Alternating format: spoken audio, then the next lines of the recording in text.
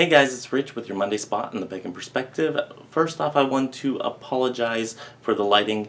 I already have my lighting equipment packed up, ready to go, and there's more on my departure from Korea at the end of this video. But let's get into this week's topic, which is the Price of Magick.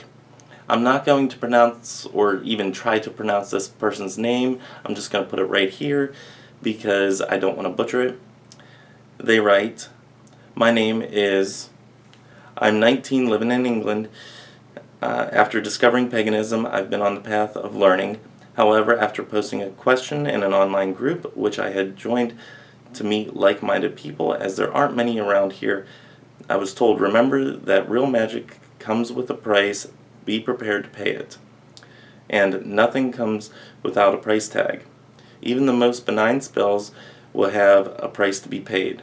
Now, I understand that we send out into the world, many, including me, believe will come back.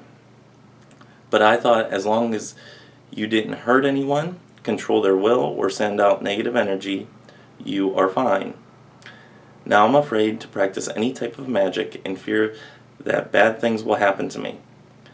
This may be because of my newbie status, but I would really appreciate if you could use the Price of Magick as a subject whenever you need an idea. Currently terrified." A couple things came to mind whenever I first saw this.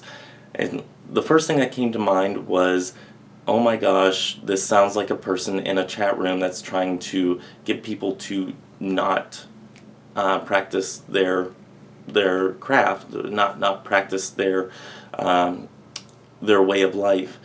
And then I got to thinking a little bit more about this, and three things came to mind in particular. One, this could definitely be a person that kind of wants things to look a certain way whenever it comes to magic. They may not want to have everybody practicing it because they like the, oh my gosh, it's so scary, it's so terrifying, and I'm putting myself out there as a force of change, whereas you, of a weaker person, cannot or should not. That was the one thing that came to mind whenever reading about what this other person posted. The second thing that came to mind is the idea of karma, and whether or not it is actually true is up for debate with a lot of people. For me, I see this as loosely true. You can see regarding biology and dietary nutrition, stuff like that, that what you put into your body does affect how you feel. So applying that same logic to the grander scheme of things, what you put out into the world is the way the world is going to be formed and changed. So there is a price tag whenever it comes to if you're doing negative type of spellcrafting. So say if I put something negative out there, I'm probably going to get a fair amount of backlash. To put this in simpler terms, let's say social media, because most, if not all of us, are on some sort of social media. If I put out something negative out there, then I should expect some sort of backlash, whether it be something such as a negative comment to a certain figure, or a negative comment to a certain religion, or a certain demographic. I should expect some sort of negative backlash coming towards me just because of the negativity that I put out there. So yes, it does apply for me, not necessarily the 3 times whatever you put out there, but I do see it as, yeah, there's always going to be some repercussions to whatever you do. That being the price tag. The third thing that came to mind is this, even though it sounds ominous, is actually true for just about every type of magic that I can think of. For example, say that you're doing a spell to get a job or to further yourself in your career. If you are not willing to change yourself in any way, shape, or form, then the spell's not really going to help much. There not only has to be that energy output, but there also has to be an action behind it. you being the agent of that change, and the spell being the catalyst, moving the energy forward for you to actually achieve that goal. So, the price of that type of spell crafting would be you having to change, whether it be working harder or actually actively seeking a job, if that is what the spell is for finding a job. Then you're actually going to have to fill out an application. You're going to have to get up off that couch, go out into the world, and fill out an application. Things don't happen just because you put the intention out there. You have to actually back it up with the action of physically doing something. The spell is there to help aid in that job-seeking opportunity that you are actively seeking out. So as I would love to have the type of magic out there where you say a spell, you burn the paper, and all of a sudden, poof, you have a new job. No, it really doesn't work that way. You actually have to physically do something to be an agent of that change as well. Now, with that being said, sometimes jobs just kind of fall in your lap. You know, you do a spell and you get a call.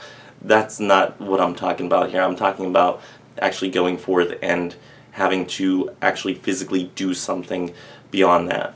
So, just to clarify that a little bit. So, in this instance, your price tag for this type of spell work would be you having to physically alter your surroundings, physically getting up and doing something. So that would be your price tag. It may also be the price tag of having to give up a job that you didn't necessarily want, that you're doing right now, to go on to the job that you actually are actively seeking to be in.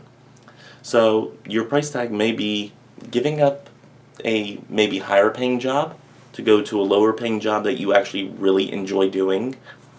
That could be your price tag. It could be that actual monetary price tag of this is how much I'm going to be losing this month.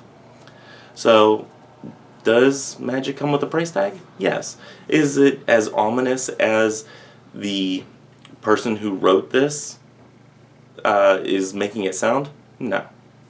I don't think so, at least. Now, on that same wavelength, I do want to say that whenever you're putting out your intention, whenever you're doing your spell crafting, that you be specific, or as specific as you need to be, in order to not have any negative variations. I know that I told this story on my personal channel. I don't know if I told it on the Pagan Perspective, but I did a spell to bring love into my life, to bring the person that I was supposed to be with at that time into my life. And while the spell did work and we had a good 6-month relationship, it also cost me, well, let's just say, he still owes me over $1,000. So, yes, it came with the price tag of, hey, I was in a great relationship for about 6 months, and then it fizzled out and left me broke. So my price tag was actually a monetary price tag. It was something that, I did not expect to happen. Did I learn from it? Absolutely. Will it happen again? I'm pretty sure it's not going to, because I'm going to be more specific in my spell crafting. In the future, instead of just saying bring anybody into my life, I will have a set list of this is what I want, this is what I expect of this person that I want to come into my life. These are my standards. And having those standards, having those expectations put into your spellcraft gives the universe less wiggle room. And I find that whenever you give the universe a lot of wiggle room, sometimes it uses that opportunity to really teach you a lesson in not only spellcrafting, but also in life in general. So, be specific with your spellcrafting, and, you should be okay. Know the price tag before you go into it is probably the bottom line of what I'm getting at here. If I knew the price tag of that spell before I cast it, and looked at all the variations that could happen, then I probably would have met either somebody else or it wouldn't have worked as quickly as it did. So, yeah. Be specific with your spell work. Think it through entirely or as entirely as possible, and you should be fine. So that's basically all that I have for this week. I will see you guys next week. These are being pre-recorded. As I said at the beginning of the video, I have already packed up my lighting equipment. If you are in the Seattle area, and this is the first time I'm announcing this, if you are in the Seattle area on the 2nd of March, I will be flying into the Seattle airport, and you can email me below if you would like to meet up, or